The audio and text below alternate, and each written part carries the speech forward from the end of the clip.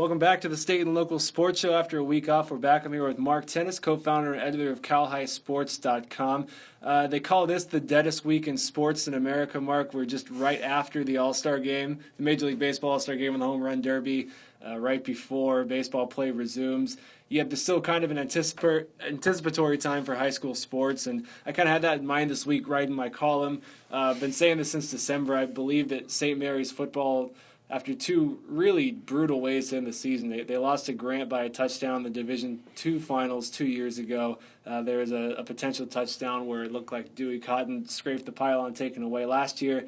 They led Folsom by 2 touchdowns twice, ended up losing by a touchdown in the semifinals up there. So they've got 5 sophomores on the roster who have been through all that, and I think they'll really kind of lead the way this year. Of course, and I respect this, when you do your rankings, you think ahead, you got to give the love to Folsom and how they've kind of just owned the section the last few years.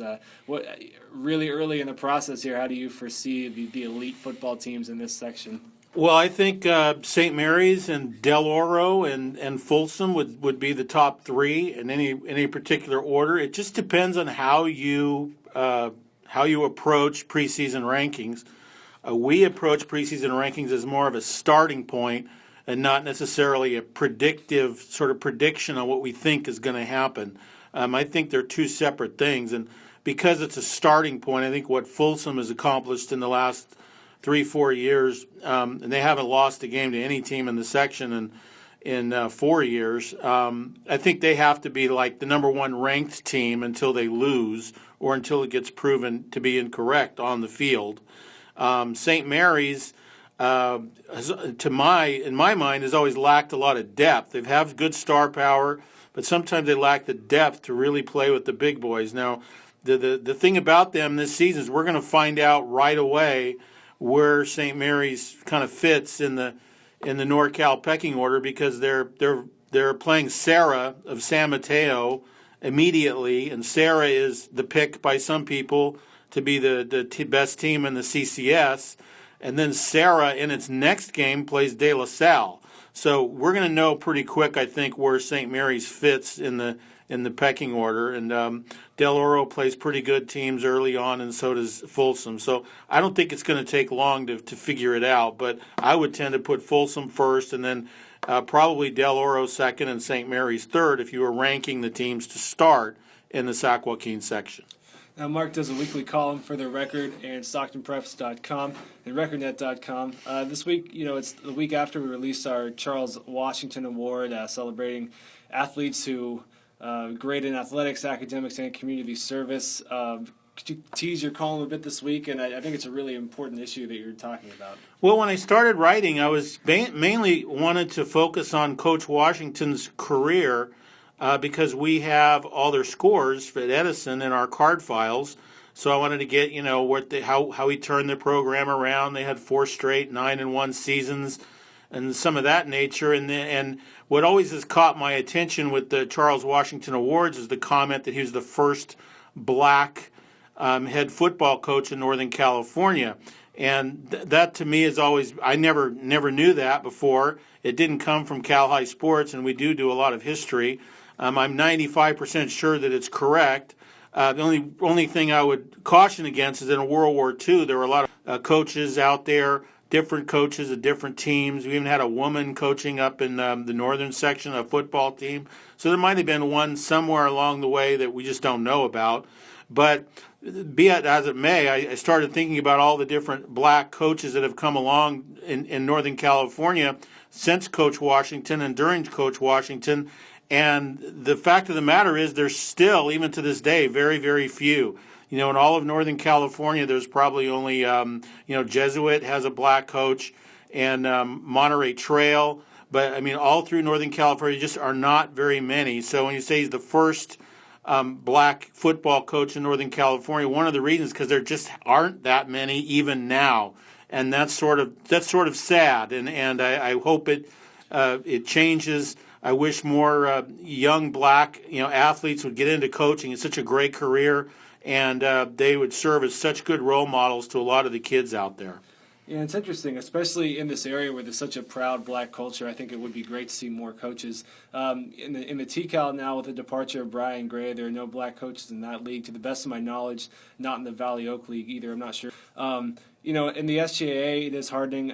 Right now, we're not sure who Chavez's coach is. We do have 4 black coaches there. Booker Guyton at Edison, Charles Washington's old school, Larry Thompson at Franklin, Reggie Camp at Bear Creek, and Terry Hampton at McNair. But I agree with you, but I think that would be a great thing, especially in Stockton, our community, for that to happen a bit more.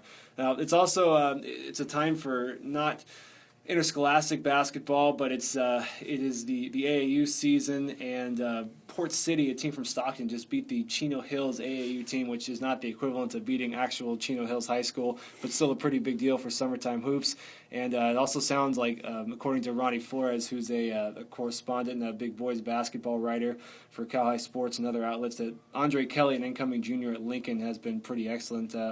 What kind of, insights do you guys have on basketball this time of year? What can you really glean? Is it kind of like the 7-on-7 thing with football, where you can get a little bit but not much? Or yeah, I mean it's a different atmosphere, but it's very charged because a lot of the players are in live NCAA recruiting contests. Some of the events are certified by the NCAA. A lot of coaches are there, college coaches watching the kids.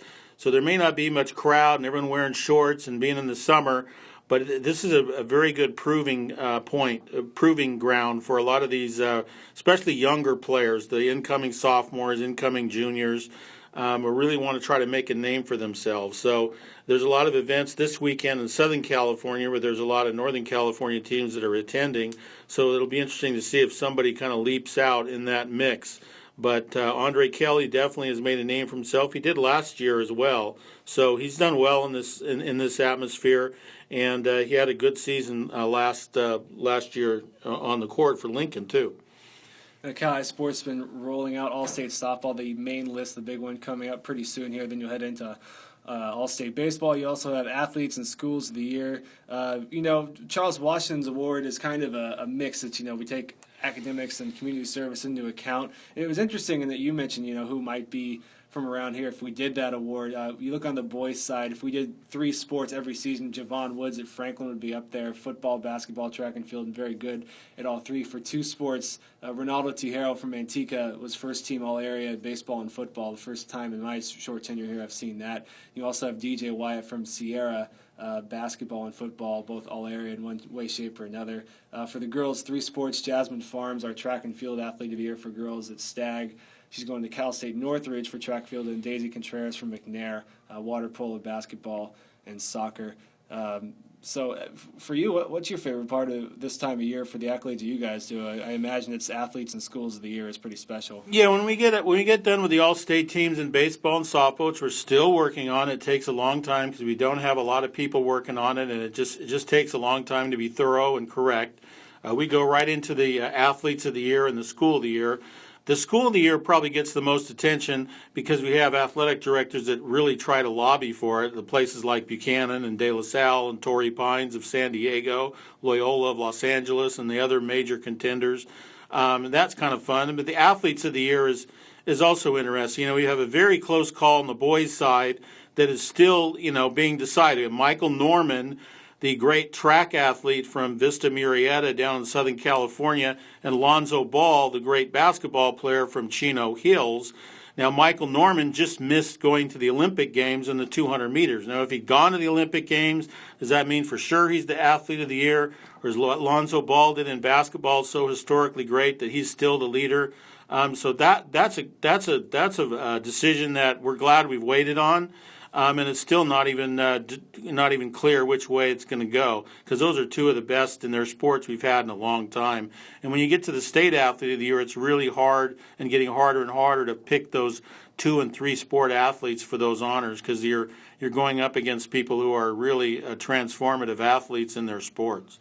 All right, well, CalHighSports.com, Gold Club membership, everything you could ever want, state record books, rankings, all of the insider content, less than $20 a year, less than $2 a month. My favorite part right now, they've got a ticker on the top of the website with a preseason top 5 for football. Didn't see St. Mary's on there, but they got some work to do to get up there. Yeah, that's a little hard. Considering Southern California exists. But as always, thanks for joining us, Mark. Thank you, Thomas. Thank you.